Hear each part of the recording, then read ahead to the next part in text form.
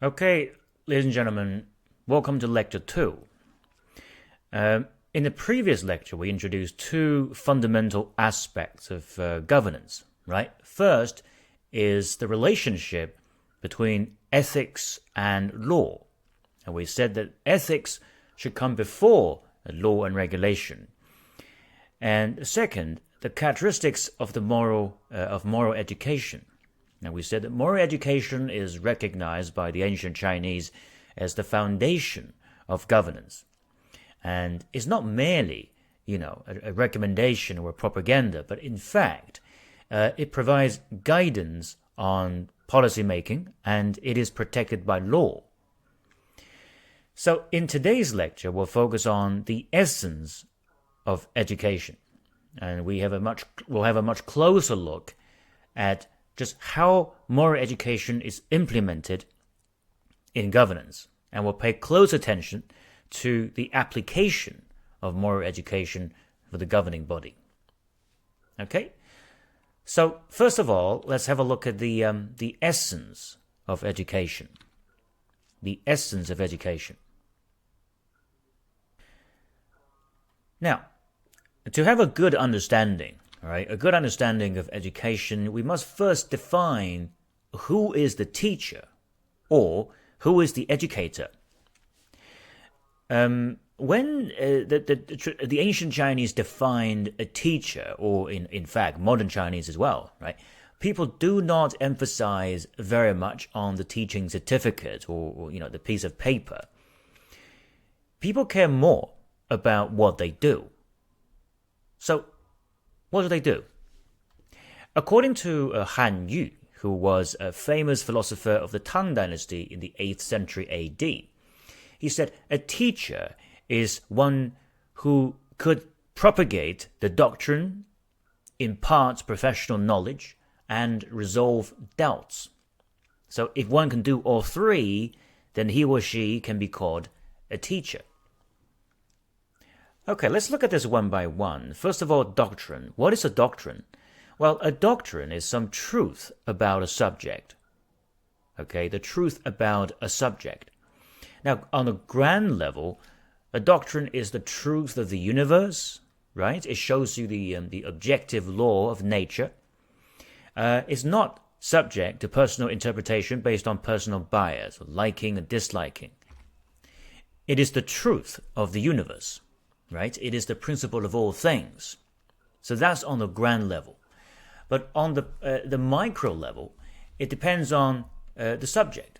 Okay? If it's about the business, then the doctrine shows the ethical way of doing business, accounting, finance, marketing, etc.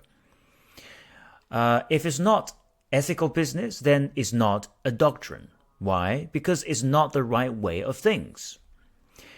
Now, to put it more specifically, unethical business conduct damages the business and profitability in the long term. Therefore, it is short-lived. It is against the initial purpose of business, and therefore is not a proper doctrine. So, a doctrine is, you can say, is the right way of things. It's the principle, and that principle can be applied to many things and many areas.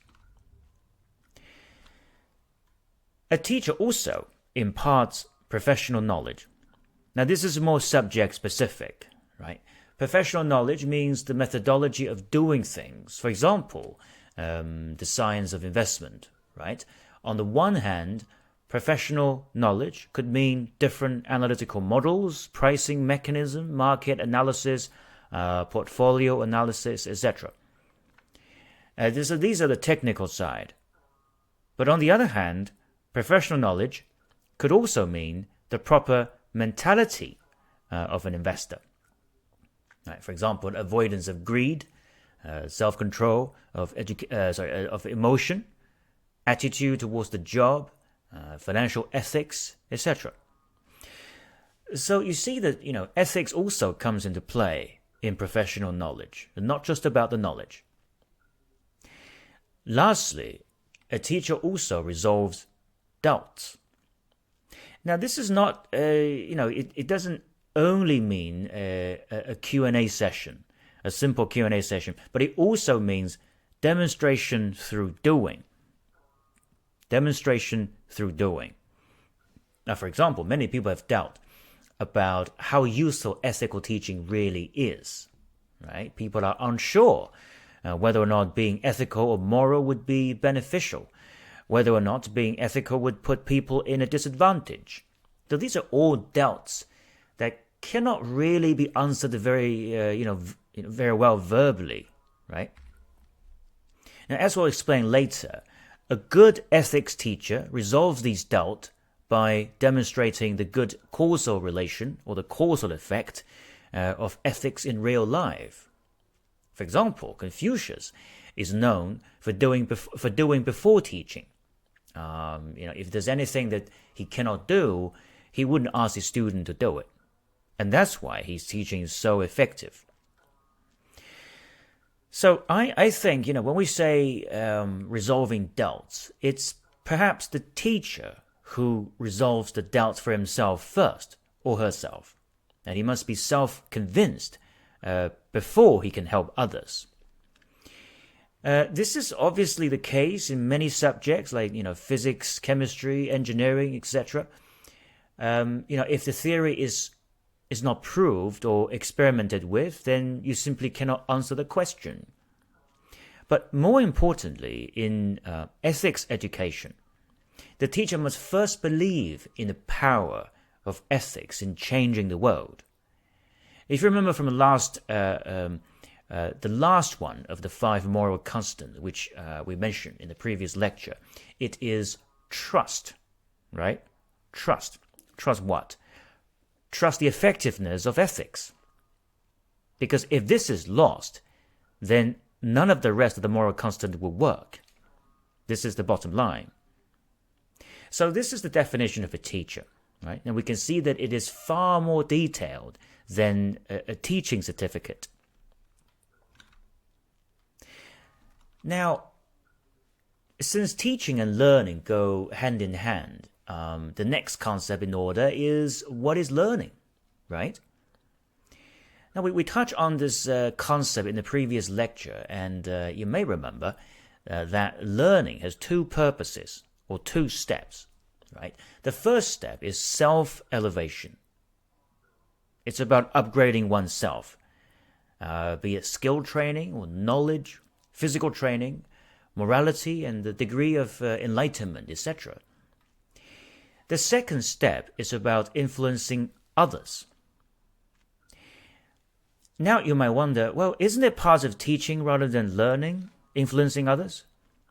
Well, the reason we put it here is that, this is a natural outcome of learning. For example, when you learn about ethics, you automatically practice it in daily life, don't you? Because you know that this is going to bring you a real benefit.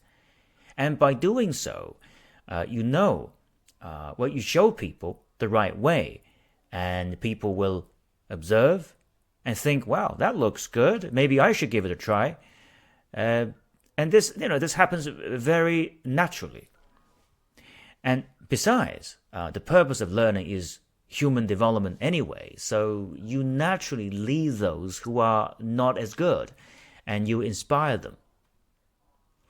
In fact, all the good teachers, whatever subject, all the good teachers must be practicing these 2 steps. Okay, so we'll now focus on these 2 steps and discuss in more detail how education is carried out.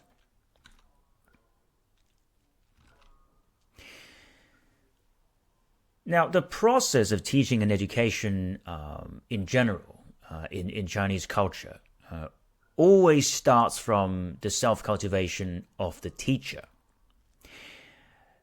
Because Confucius is considered as the greatest educator for all the Chinese civilization, so why don't we have a look at Confucius, right? Have a look at Confucius' own path of learning and cultivation.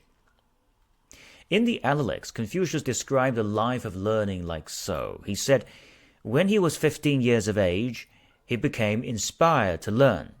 At the age of 30, he set a target for his life. At the age of 40, his belief became firm and solid. At the age of 50, he was able to control his own pace, and at the age of 60, he became obedient to the truth. And at the age of 70, he was able to do things according to the law of nature. Wow, that's pretty long, and I guess at this point, I think you would agree with me that some explanation is in order. Okay, so let's have a look. Now, at the age of 15, Confucius said he set his mind to learning. He sets his mind to learning. Now, this is because he was very eager to learn, right? In particular, he was eager to learn about ethics and the philosophy of the past sages. So, in order to achieve something in learning, one must have the initiative to learn in the first place. One must be interested. It must have the interest and set the mind straight. And only this way can one learn effectively. The ancient sages put great emphasis on the application of learning. Because if learning outcome only stay within the school, it's not very useful. So at the age of 30, Confucius said he has made modest achievement in learning which takes the form of real benefit in his ethical life. In other words, he could now see the real benefit of what he has learned. And this makes his target more solid, and he doesn't change his direction. And in his word, he said he now has a standing. So having a firm target and direction is the precondition of having social standing. Right? Social standing is not about wealth or social status, but having a firm mindset. Now, Confucius' learning continues, and at the age of 40, he said his belief is firm and strong. So this means that he's no longer confused. He's no longer confused or compromised by external factors. And these factors could include attraction, misinformation, or biased opinions. Now, this is extremely important when establishing oneself. You see, a person can achieve very high education degree, like a PhD, but we are human beings after all, and human beings are emotional. Despite of a good education degree, when rational thinking is replaced by desire, and when logic gives way to emotion, then the degree certificate doesn't guarantee a good result. Apart from desire, people are easily persuaded by misinformation. Especially in today's world where information is no limit, it is very difficult to make a good judgment on what is true and what is false. So, also with the help of emotion, sometimes people may easily believe in fabrication, whereas the truth has no place of standing. So I guess it is hard work not to be influenced by the outside world. And it even took Confucius 25 years to master this, if we start counting from the age of 15, of course, right? Continue, at the age of 50, Confucius is able to control his own pace. So what does this mean? Well, in traditional Chinese culture, one important aspect or concept rather, is the principle of causality. Principles of causality. It's about the relationship between events. Everything around us happens for a reason. And if a person is well learned, careful, and sincere in his observation of the world, then he or she is able to perceive the delicate relationship between events and observations. The overall principle of causality in Chinese culture is that a good deed would always lead to a good result, and a bad deed will lead to a bad result. Now, sometimes it may take years to take effect, but the law of causality is never to be confused. So when Confucius said he could control his own pace, he meant he well understood what he was entitled to and what he wasn't entitled to. In other words, what he deserved and what he didn't deserve. And understanding this makes one calm and truly happy.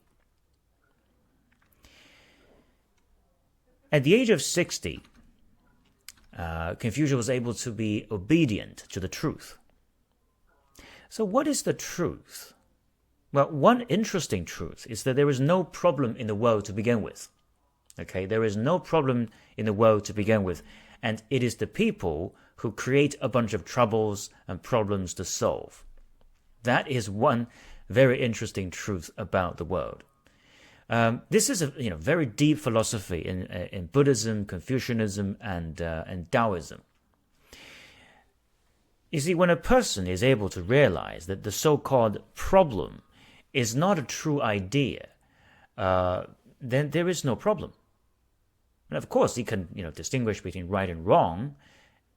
What we're saying here is that he's able to cut to the core of problems and simplify things and return the conflict of interest to peace. So this is obedient to the truth. In Buddhism, there's a very interesting story about two monks and a master, which may shed some light on this concept. Now, once there were two monks, and they were debating about something they've learned from the sutra. So the first monk went to see the master and argue about his view, why he was right and why the other monk was wrong. The master said to him, "Yes, you are right." So this young monk was very happy and left. And after a while, the other came to see the master and talked about his view and why he was right and the other was wrong. The master smiled and said, "You're right." And the master had a helper at the time, a helper who served him, and he was also present during the conversation. So after the monk had left, the helper asked the master, "Why did you say they were both right?" "Why did you say they were both right?" The master replied, "You are also right." This is obedient to the truth. What the master was doing was to solve problems. Solve problems by not making the problems more complicated. And that is wisdom. But the thing is, why were the opposing views both right at the same time?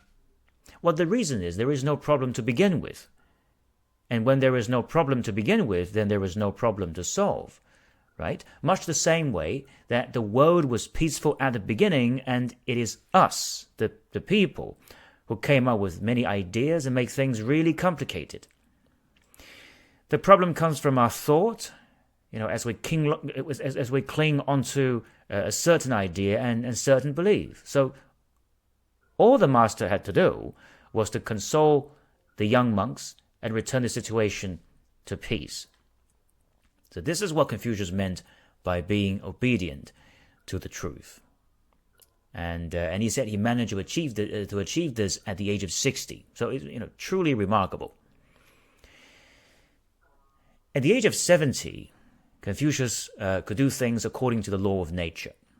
And this means that whatever he does, it is always appropriate and never against the nature. So this way, there is no single moment.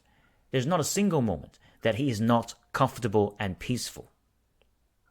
There's not a single moment that he's not comfortable and peaceful. This is true freedom that anyone can achieve. So we can see that, learning is a lifelong thing, isn't it? It certainly doesn't stop at university or a PhD level. And learning is a process of endless improvement and self-cultivation. Now, when one has learned much, he naturally influences and teaches others. So let's have a look at the second step of education. The second step, teaching others. Well, we should say that, teaching is a complicated task. I think anybody who is who has the slightest experience of teaching someone can agree with this. The Analects provide many examples of Confucius' teaching method, and we can roughly summarize them using four categories, namely teaching based on the learner's characteristics, based on motivation, also the sequence of teaching, and teaching based on demonstration. So four categories. Okay. Now, first of all, let's have a look at the first one, characteristics-based teaching. Now, in the Analects, the Confucius once said, Qiu is retiring and slow. Qiu is a person. Right? Qiu is retiring and slow. Therefore, I urged him forward. Zhongyou has more than his own share of energy. Therefore, I kept him back. So, to understand this quote properly, allow me to introduce to you the background of the story. Okay, so basically, one day, one of Confucius' student, Zhongyou, asked Confucius, should I act upon hearing about it? And this it represents a certain matter. It doesn't really matter what it is. It's a thing. It's an event. Okay, so should I act?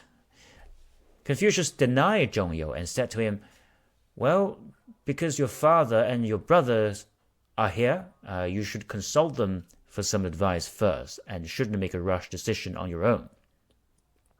Okay. And later on, another student called Ran Qiu, right, who was Qiu, came to ask the same question. But this time, Confucius said, oh yes, you should do it, and there is no need to consult your father and your brothers. So when Confucius was asked about this, contradictory response, he said, well, Ran Qiu is always very slow in responding. So to encourage him to make decisions, I asked him to act straight away, without consulting. But Zhongyou is very different. Sometimes he can complete a task that ought to be done by two people. And he has a very strong problem-solving ability and acts very quickly. However, this often leads to rushed decision-making and careless mistake. So I would slow him down and encourage him to consult more experienced people before making a decision. So from this story, we can see that a good educator doesn't necessarily follow a fixed course of action when it comes to mentoring students, right? For students of different personality and capability, in order to achieve personal advancement, the method must be tailored and different. But the ultimate purpose is to direct learners toward a more modest status. In traditional language, we call it the middle way, the middle path. And too much to the left or to the right can lead to potential problems. Now, a deeper meaning of this characteristics-based teaching is that when mentoring students, a good teacher should let go any prejudice of a student and observe the student like a blank piece of paper. Now, this is only possible when the mentor himself is calm and stable in the mind, right? Also, the observation must be given enough time so that the observation is thorough and the mentoring is targeted. Now, I can't speak for primary school or middle school education because I've never worked in such environment, but I can tell our viewers that in higher education, under the university setting, I find that mentors are having a hard time performing this type of characteristics-based teaching. This is simply because of the sheer number of mentees assigned to each mentor. It's simply impractical to understand the need and personality of all the mentees. So the advice given by the mentors are likely to be, standardized and consequently suboptimal. The students do not receive enough help from the mentor, or they receive advice that doesn't really solve their problems. Now, if you ask me how to deal with this problem, well, I guess a short answer is more education resources needed. and the universities simply need more manpower to increase the mentor-mentee ratio. That's the short answer. But of course, the more important solution is for the mentors to be very mindful about the individual differences among the students. Right? This not only requires experience, but also a sincere heart of the mentor. And by being sincere, it is easier to perceive the student's uniqueness and therefore give advice accordingly.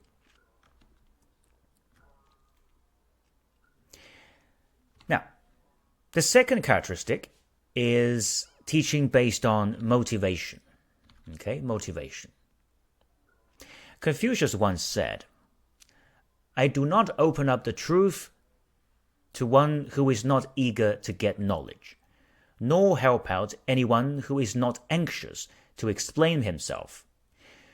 When I have presented one corner of a subject to anyone, and he cannot from it learn the other three, I do not repeat my lesson."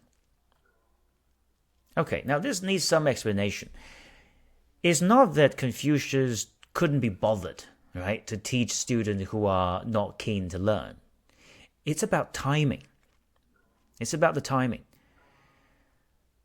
So, similar to the characteristics-based teaching, the teacher must observe the mental activity of the student and determine whether the student is in a mental state that promotes learning. If the student is not in a state of learning or simply reject learning, then the teacher should have to wait for a better opportunity. And this also means that the teacher needs a lot of patience, right? The teacher needs to induce learning, to encourage learning, to inspire, but never to force learning.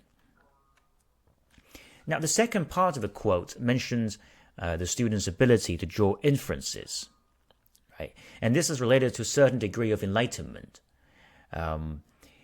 So when a student is enlightened, he not only understands the problem at hand, but he can also see through the core of the subject. So this way, he'll be able to understand other matters without being prompted, let's say, because the core doesn't change.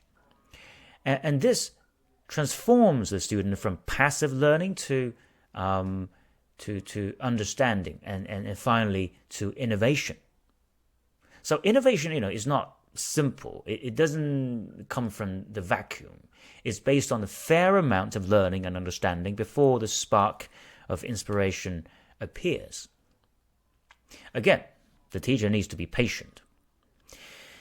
If the student is unable to see the core of things and cannot make inferences, the teacher mustn't go too far and put it differently, teach too much. So when I supervise my PhD students, I find that it is very important not to overfill them with information, but to feed them with just enough information for them to work on. And this gives students enough motivation to self-learn. And you can easily see if they are able to discover the common trend or characteristics among different objects. The next is learning based on sequence. Now, this is a very, very important topic in human development. We often speak about, various subjective learning, right, or various transferable skills. But we normally treat different subjects or skills with equal importance. And students learn about these skills at roughly the same time, don't they?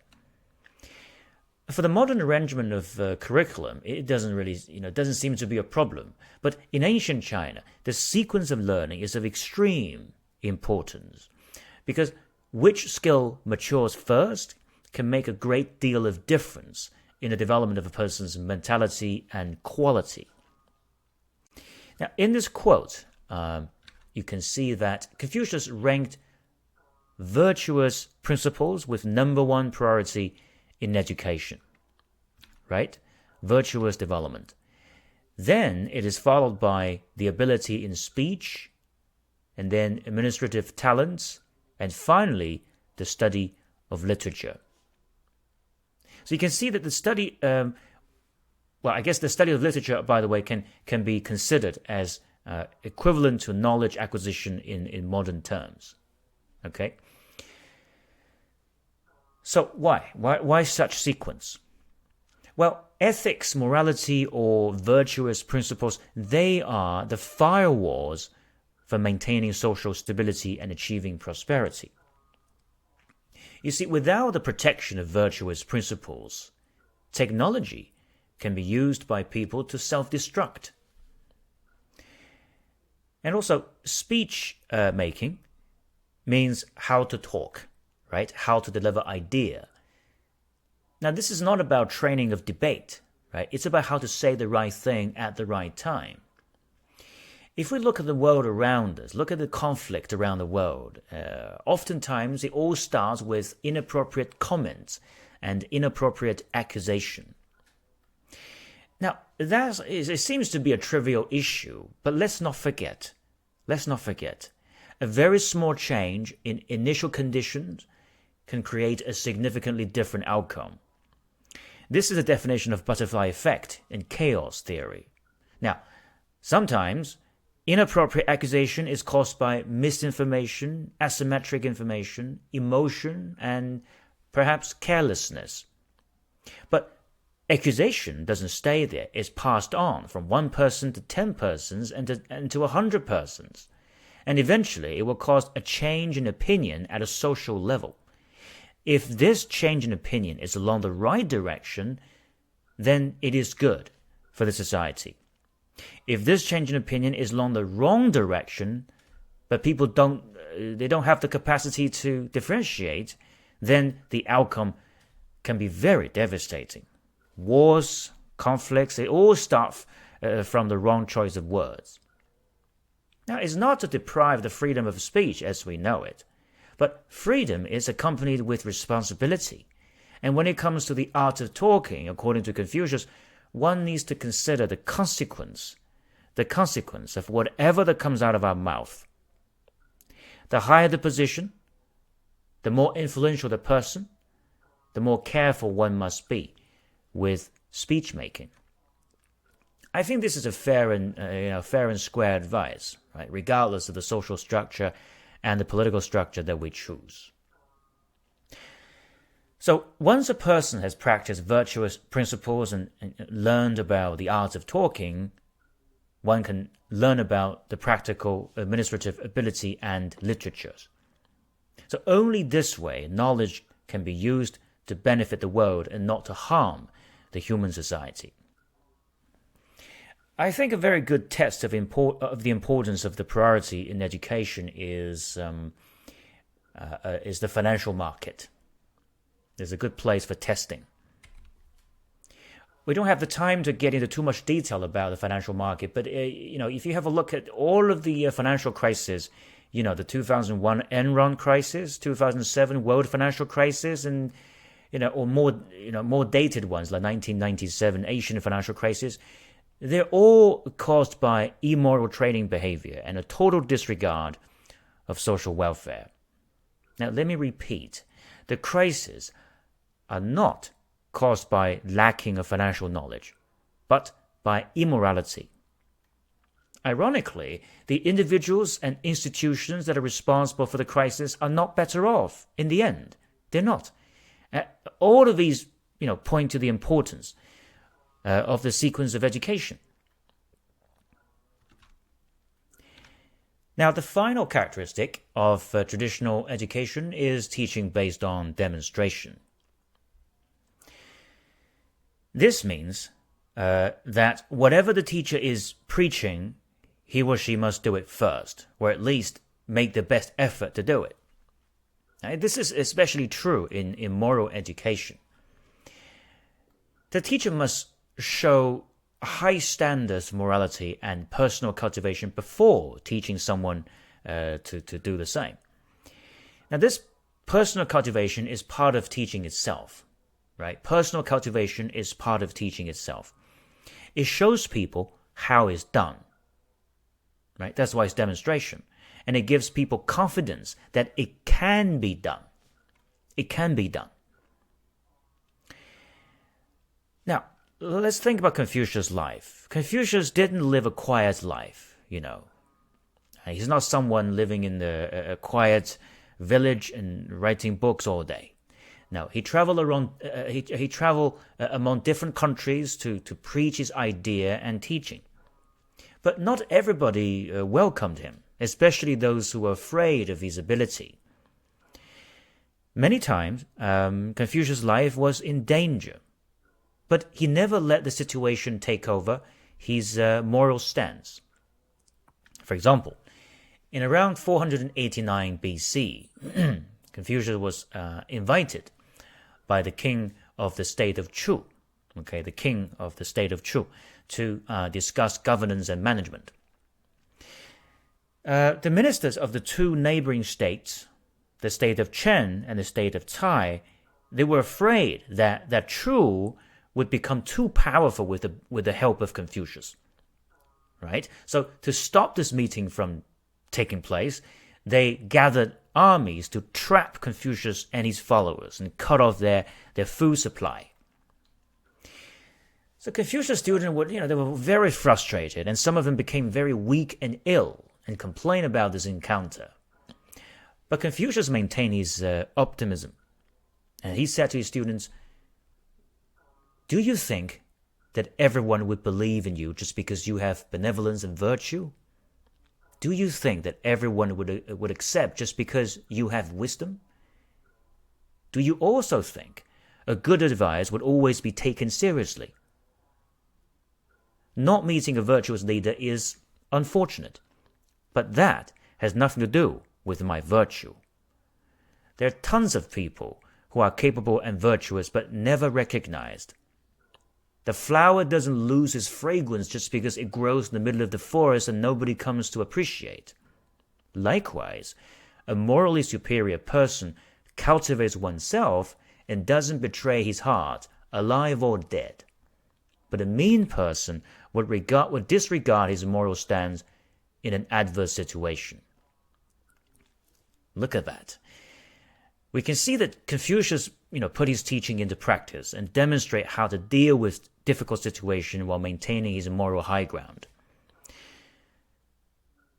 So doing is a much more effective way of teaching, isn't it? And there are many examples like this in Analects, so I hope we'll have the opportunity to learn more about the life of Confucius in the future.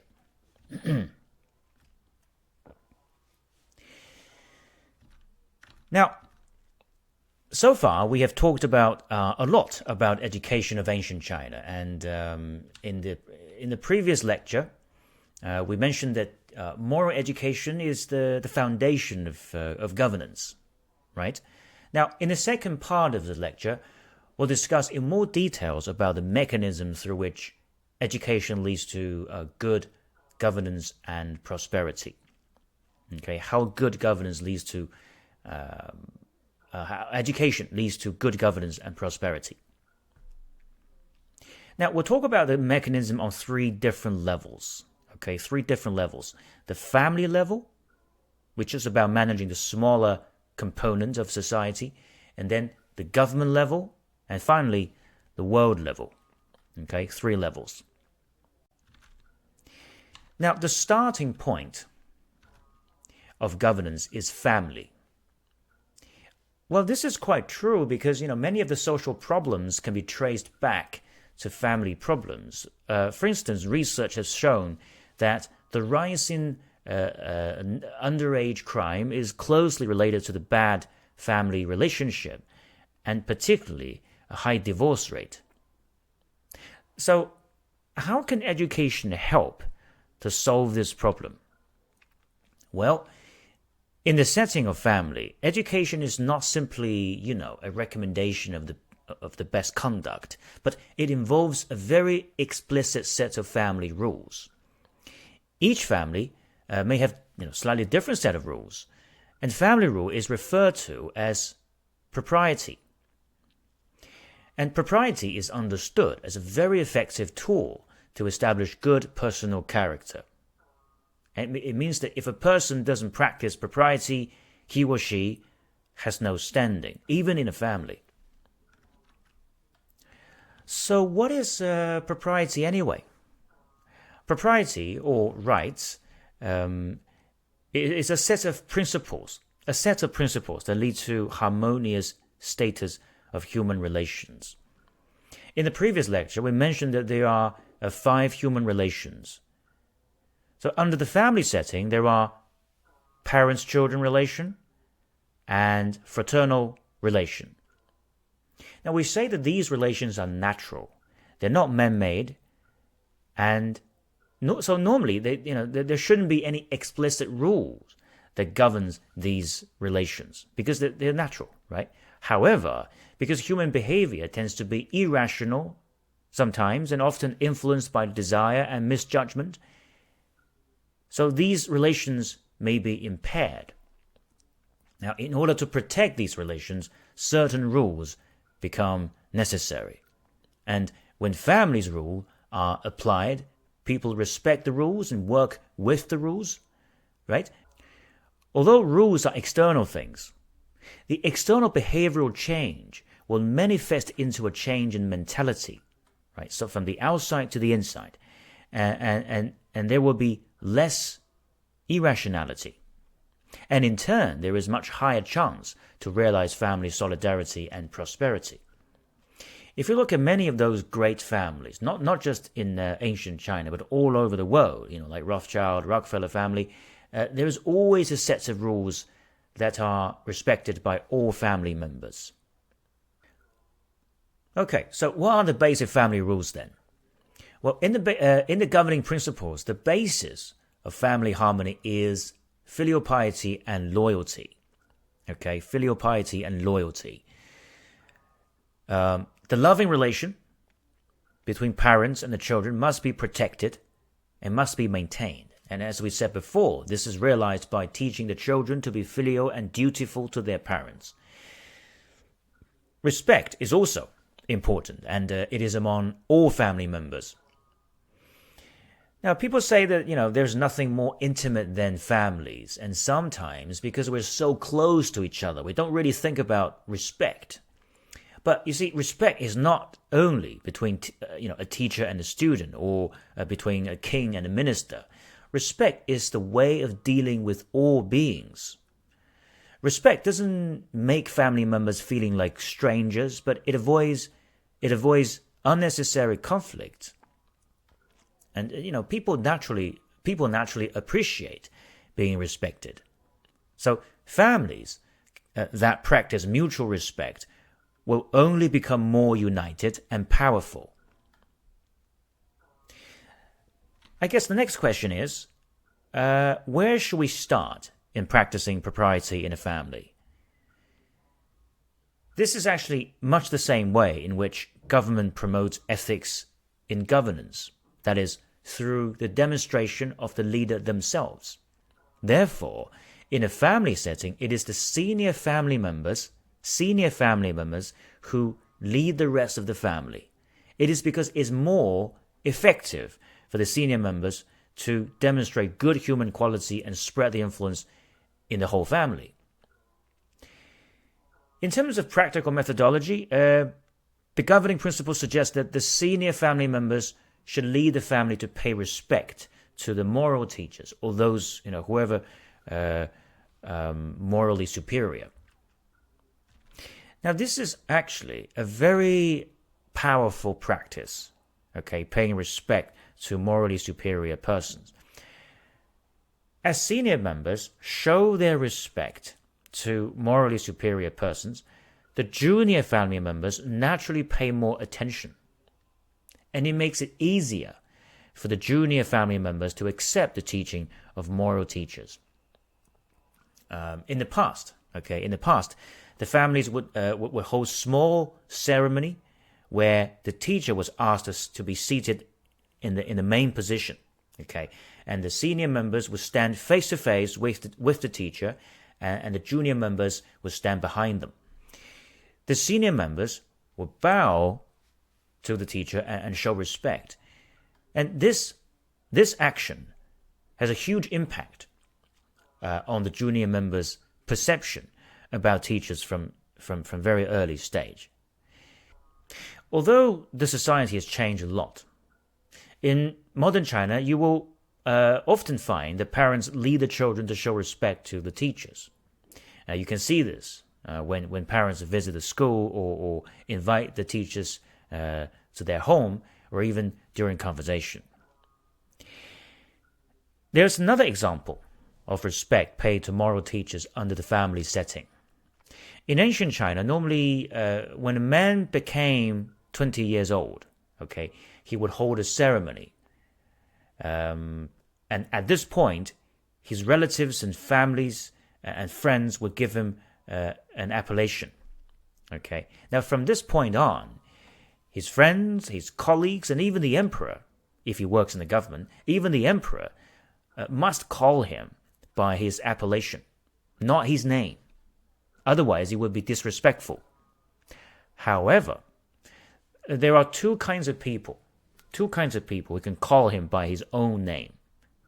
One is his parents, and the other is the teacher. Parents and the teacher. So in ancient China, people treated their teachers as important as their parents. And the parents surely gave us life, but the teachers gave us wisdom. So this is how family members promote respect and teach the younger generation through demonstration. Now, one last thing that we should explain further is what is the relationship between filial piety and respecting the teachers? Well, I think, if you have, viewed the previous lecture, you may remember that, filial piety is the foundation of all virtues. It shapes the person's sense of gratefulness, self-control, and carefulness. So if filial piety to the parent is what, is what's happening inside a household, then respecting the teacher is an extension of filial piety on the outside. On the outside. So when a person is truly filial, he or she would have the sense of gratefulness, and therefore it is a very natural thing for him to pay respect to the person who gives him knowledge and wisdom, and this person is the teacher. So respecting the teacher is an external reflection of filial piety, and it strengthens and maintains the spirit of filial piety. So this is why in countries of Confucian culture, we often observe these two things at the same time. But I have also observed very similar correlation in the Western countries as well. This is because filial piety and respect are, part of human nature. It's just that Chinese culture makes it more explicit and protected using family rules and social codes, whereas in the West, it is not explicitly emphasized. But as long as we're human beings, a filial person naturally respects the teacher. And those who are respectful normally demonstrate a stronger filial character. So these two things are always related. All in all, in a family setting, education refers to family rules, and family must learn to apply some sort of propriety to protect the harmony among family members. So this is the first step towards a social level harmony. Now, the second level is the government. The government. In the Book of Rights, it raises a series of tasks when setting the object of a country governance. The first and foremost is the establishment of education.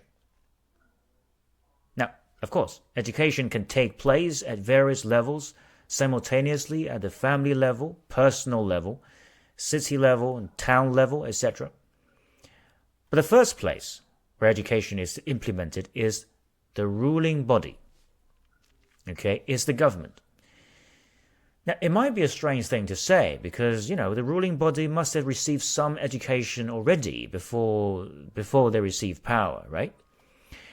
But what we're talking about here is high-level governing principles, which may not be so obvious to practitioners. Okay, so let's explain that. In the governing principles, there are important lessons about the education of the descendants of the minister. Okay, descendants of the ministers. This is for the purpose of preparing for human resources of country management. A slight caveat here is that the description of the education of the descendants of the ministers is based on Zhou dynasty, okay, which is between 1100 BC and 256 BC. In Zhou dynasty, the descendants of the ministers had hereditary right of the office, so they could take up their father's official position in the government.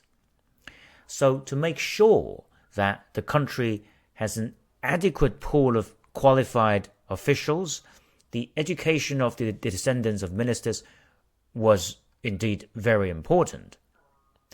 But during the majority of ancient China, the descendants of government officials did not have such hereditary right to the office, and the selection of the candidate was based on the performance of the public examination.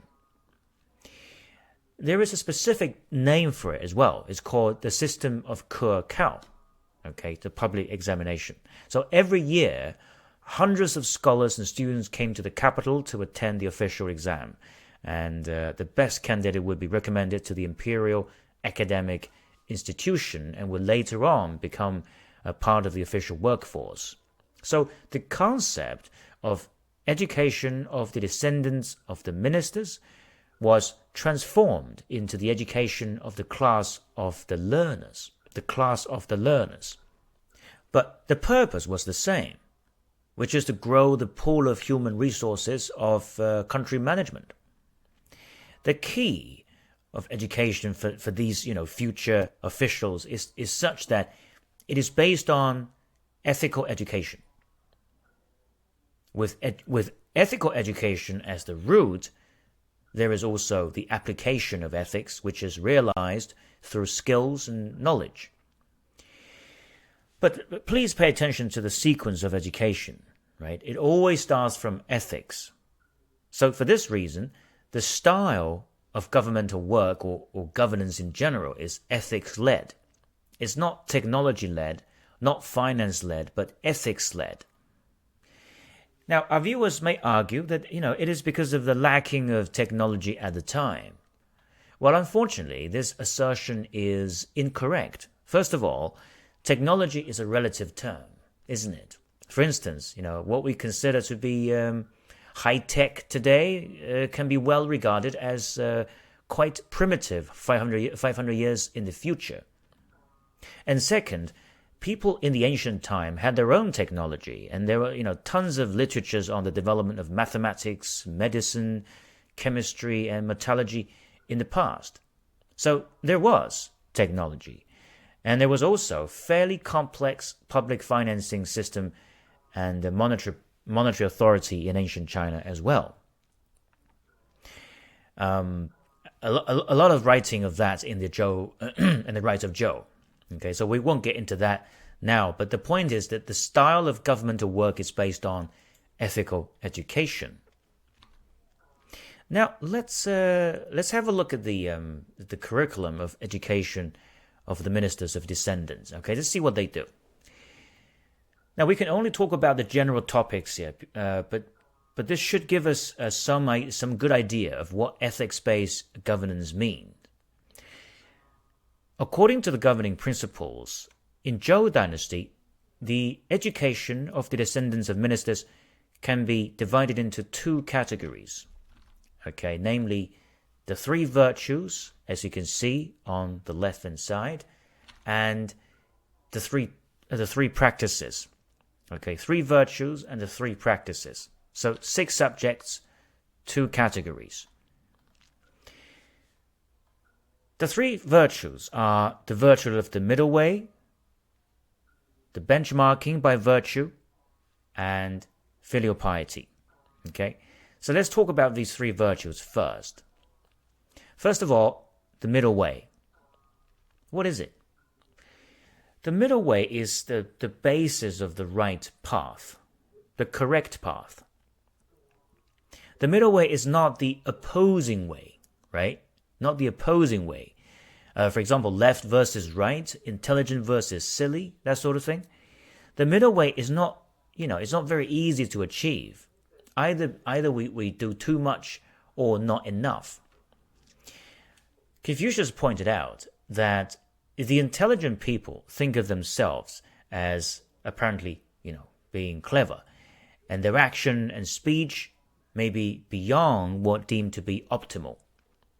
In other words, they're overdoing it. So that's what, clever people do. But the less intelligent people, or the silly ones, are not doing enough. And both are suboptimal. If we think about our emotion, happiness, anger, sorrow, and joy, according to the doctrine of the mean, these are all away from the middle way. These are not the middle way, all of these emotions. And the middle way, or the most harmonious state of mind, is the moment before these emotions start to take place. So put it in a more practical way, when we are praised by someone, for instance, when somebody said to us, you've done so well and you are so beautiful, instead of being very proud and super happy about it, we appreciate and let the feeling pass through naturally. And we are aware of our achievement or merit, but we don't let our emotions swinging from side to side. This is close to the middle way. Or when we are criticized by someone, either at work or in a community, we can also maintain our attitude as well and let the negative feeling pass through and not become angry. If we have done something wrong indeed, then it is time to make a change. But if we have done nothing wrong, then we can use this criticism as a warning. This is in fact, believe you me, a very desirable quality of good investment manager. Okay, many investment gurus, by the way, eventually become very philosophical. But the deeper benefit of the middle way is to avoid the damage of overreaction. Okay, avoid the damage of overreaction. I mean, too much of anything is suboptimal. It's not good. We often see people who are extremely successful to begin with, but soon after they make careless mistakes and destroy their previous achievement. This is all because they don't understand the middle way. The middle way is not weakness, it's not indecisiveness, no. It's in fact a conscious decision to maintain control of the emotion and the situation. It's a strength, not a weakness. Now, the second virtue is about the basis of conduct. Okay, the basis of conduct or benchmarking. And it's about how we view our conduct, using virtue and righteousness as a benchmark. Now, as we said before, righteousness is the right way of doing things, isn't it? So, when we're about to do something, we need to use the virtue and righteousness as a benchmark to gauge the appropriateness of our action. For example, when we see a wallet on the street, well, what do? There is the wrong way and there is the right way. Some of us may want to take the money and think that it is not our fault. It is the fault of the owner who is being, careless. Of course, perhaps you're not breaking any law for doing so, but what would be your alternative conclusion if you use virtue and righteousness as a benchmark? If you were the one who lost a wallet, you would probably appreciate it if someone is kind enough to report it to the police, and you can easily retrieve it at the lost and found department. Now, if you prefer this, then perhaps the owner of the wallet would prefer it as well. So we can dictate our action by using basic principle of righteousness, and our action would be on the right path. A deeper meaning is that we should be benchmarking ourselves constantly, at all time. And it's not hard when it becomes some kind of habit, right? It becomes our second nature. So that's benchmarking. The third virtue is filial piety, and this is the basis of crime prevention. Crime prevention. Now, we have explained the importance and the mechanism of filial piety in a lot of detail in the previous lecture, so we won't repeat it here. But please allow me to remind our viewers that the action of fulfilling filial piety within the household can transform a person's characteristics to those of diligence, carefulness, patience, respectfulness, benevolence, thoughtfulness, and eventually intelligence. And of course, a person with the above quality is very unlikely to do any harm to other people and the society. So all in all, these three virtues, the middle way, the constant righteousness-based benchmarking of behavior, and filial piety, are the internal formation of morality and characters. Okay? Now, the second the second category of the education of the descendants of the ministers is the three practices on the right-hand side. The three practices. Now, there are some overlaps with the three virtues, of course, but the three virtues are more about the philosophical understanding, whereas the three practices are more about the action itself. The first practice is the way of being filial to the parents. And the learners are required to learn to serve their parents. Because we can't just learn about the theory, right? Even if we understand, the merit of filial piety, doing it is a completely different issue. For example, in the teaching of filial piety, it says that we need to be patient to our parents. Need to be patient. Why? Well, first of all, as age catches up, right? The parents are losing their physical strength by the day, and they're bound to become slower in their response. So a benevolent person will immediately think about how much patience the parents have given to us when we were an infant, when we were not only slow, but couldn't even communicate or help in any way. So isn't it wrong to respond to the parents' slowness with anger or impatience? Right? Now, from the perspective of reciprocity, that is not fair. It is immoral. Likewise, in the business world, it's always about reciprocity, right? If you only take without giving something back to, in equal value, then nobody is going to do business with you. And this is the same thing in how we treat our parents. Surely, parents are not our business partners, but many people can't even perform the minimum filial duty. Okay, so that's the first thing. First practice. The second practice is about the way to make friends. The way to make friends. Now, in a future lecture, we'll give more details about the relationship between the circle of friends and governance quality. But what we can say now is that the circle of friends have huge impact on the development of a person.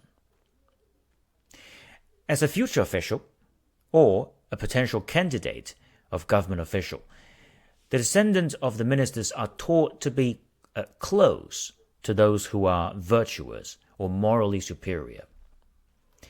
This is because respecting the virtuous people will have important influence on their own cultivation, their attitude towards virtue and morality, and subsequently their governing ability.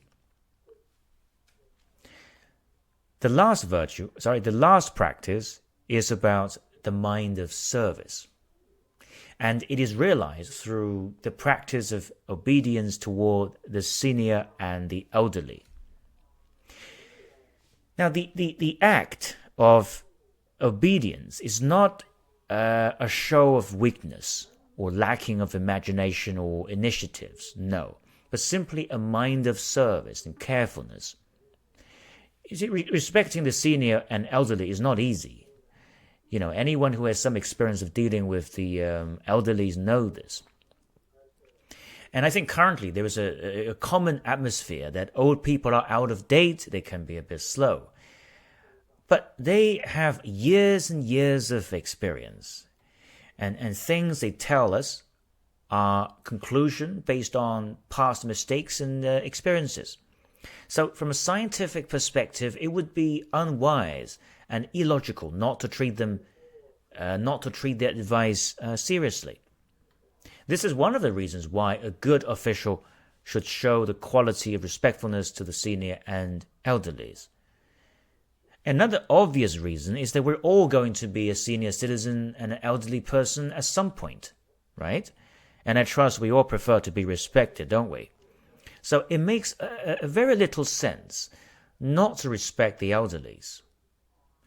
Respecting the elderlies is a virtue that leads to social harmony as well, and it starts from the behavior of those in power. Now, you may have realized that the three virtues and practices are geared towards harmonizing the 5 human relations, right? I think we can all see that. When we maintain our mindset along the middle way, we can avoid human conflict. When we benchmark our conduct based on virtue and righteousness, we can make sure that our treatment to others are just and appropriate, without regret, and so on.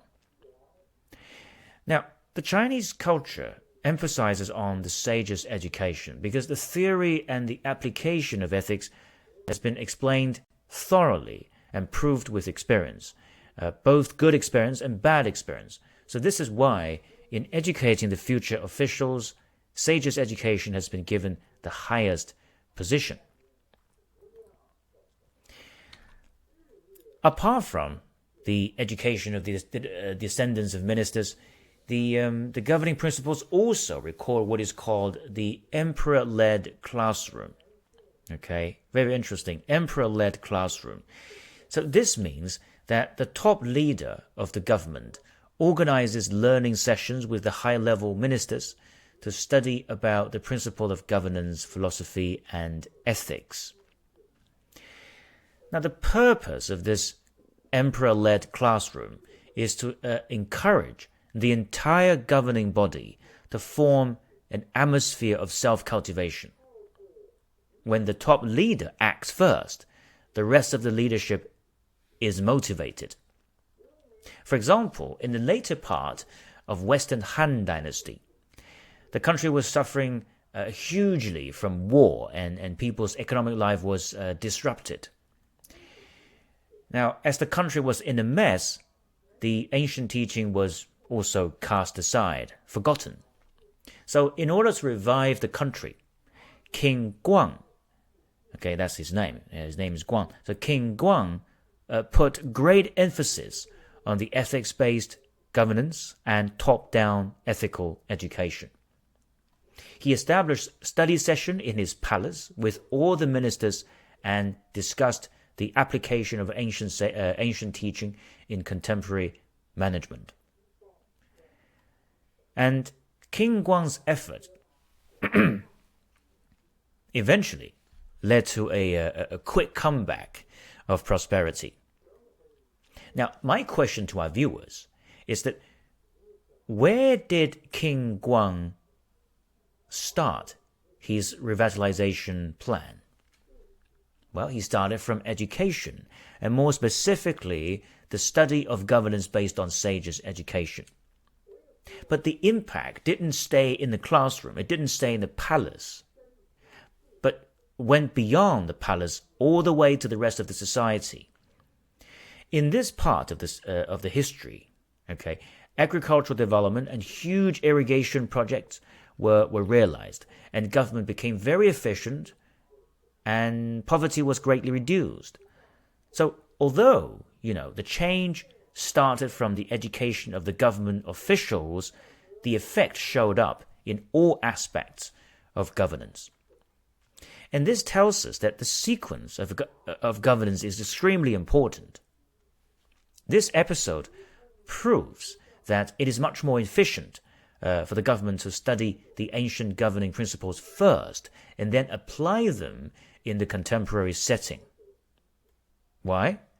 Well, by consulting the ancient sages first, the government can avoid mistakes, save time, save costs, and achieve better result. But let's not forget, the core of governance is ethics. Now, there are more detailed examples, of how the leaders engage the ministers to study. The governing principle document that the past king showed great respect to his teacher. As another way to lead the study. Now, there's an interesting fact. When the Emperor Ming of Han Dynasty, when he faced his ministers, he would face them. He would face the south, and the ministers would face the north, south, north. And the purpose of that is to show the difference in rank. But during the class, however, when the emperor sat down with his teacher, he faced his teacher in an east-west direction. And he did this in front of all the ministers in the class. Remember, he was the emperor, right? Literally no one was above him. But this showed the respect that the emperor had towards his teacher. So the arrangement not only promoted the respect towards the teacher among his ministers, but also increased the learning effectiveness.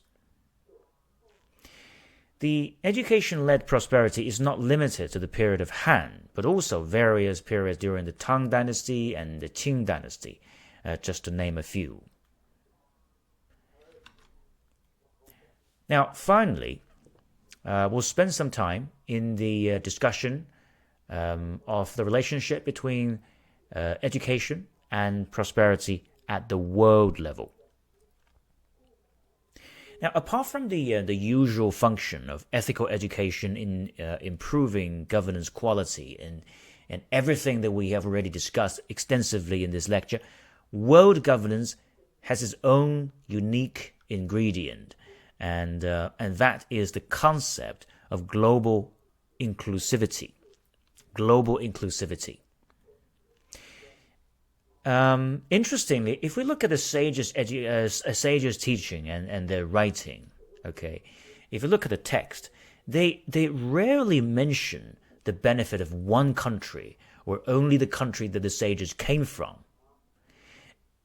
Their teaching is under the setting of the world.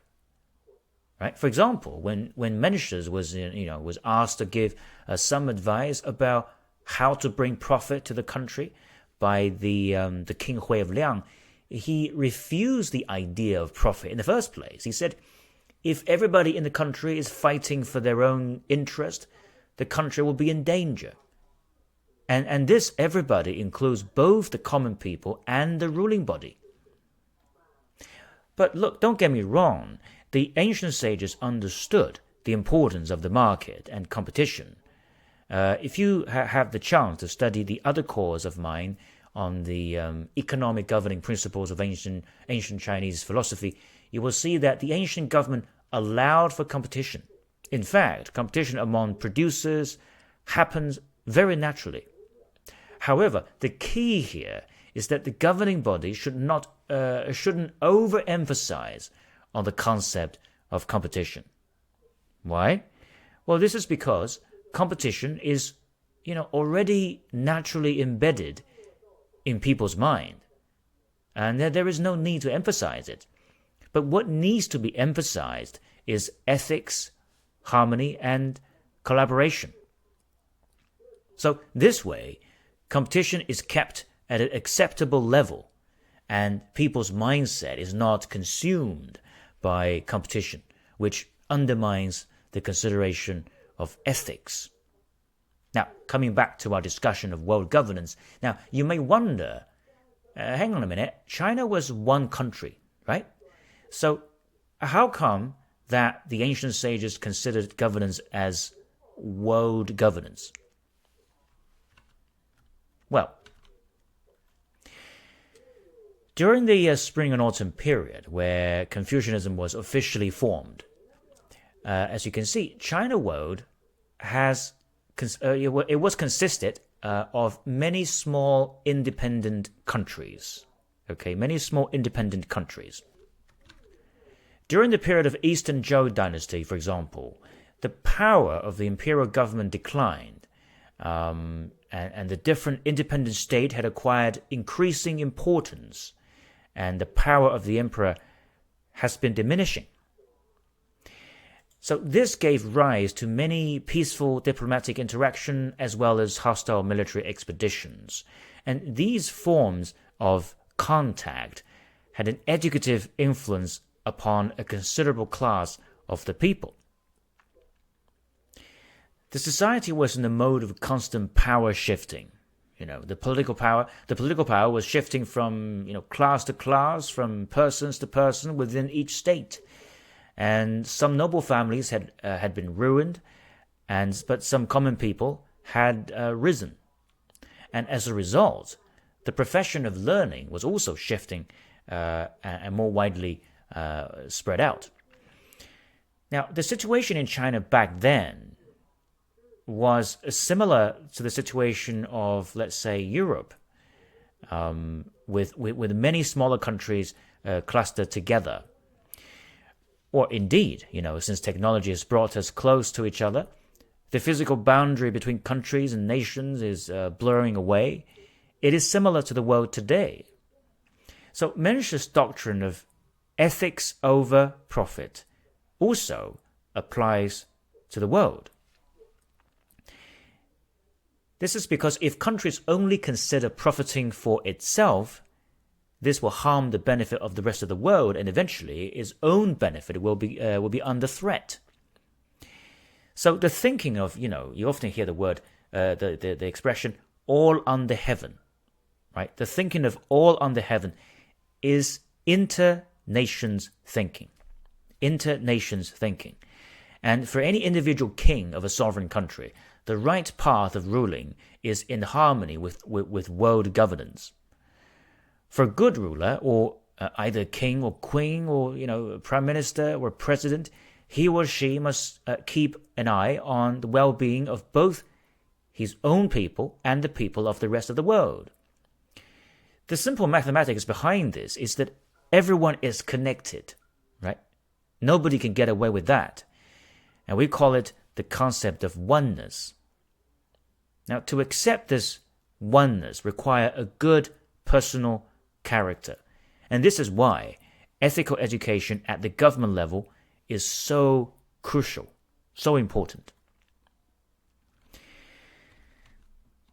Now, what do we want in today's world? Well, ultimately, we want global peace. As I said earlier, the prosperity of one country at the expense of another is short-lived. This is not a new concept. Quite the contrary, it has been tested again and again by the ancient rulers in China, and the conclusion is always pointed to the concept of oneness. And to achieve this, education plays a crucial role. In ancient times, not everybody understood the concept of all under heaven, i.e. world governance. Much the same way that not everybody cares about other countries today. Therefore, the ancient sages advocated to achieve world governance through the practice of ethics. They're not asking other countries to practice it. They're asking their own country to practice it first. In the governing principle, it says the following: if remoter people are not submissive, all the influence of civil culture and virtue are to be cultivated to attract them to be so. So this means that peace with other countries starts from the cultivation of one's own country. Now, this influence we just mentioned is not done by force, right? It's not the case that country A sends some people to country B and advertises about their superiority, hoping the country B will stand in awe and wonder and make peace with you. Confucius pointed out that it is a common mistake of people to think that they can teach others, as if they are superior. The influence can take place only naturally, right? When people see the merit, people will naturally learn from you, and there will be peace. Of course, countries will always be different, and they have different historic background, and the people speak different languages. But remember, world peace doesn't rest on total uniformity. It doesn't rest on total uniformity. Countries can still achieve harmony while maintaining their own identity. In the Analects, Confucius said, a superior person may hold different opinions from others, but he can live in harmony with others. A petty person may seem agreeable with others, but he cannot live in harmony with others. Well, I think Confucius' assertion is supported very much by history. For example, during the regime of sages ruler Emperor Yao, Emperor Shun, and Emperor Yu, people of different cultures and customs were able to live together in complete harmony. For example, in the history record, it describes that within the territory, customs and culture changed every 10 miles. So this showed the variety of coexisting cultures. Tang Dynasty is another example of multicultural coexistence and yet harmonious society. If you look at the conflict of the world today, and you can compare it with the past, it's clear that a conflict usually comes from the differences in culture and people's value. Economic conflict is only one of the ingredients of friction.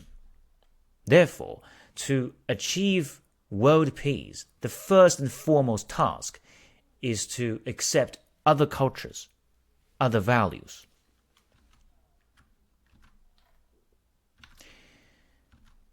Now, in this lecture, we have talked about ethical education and how it was used to form the principles of governance in ancient China. Now, because of the vast size of China, the governing principles of ancient China has always taken the world into account, and the aim is to achieve overall prosperity for all.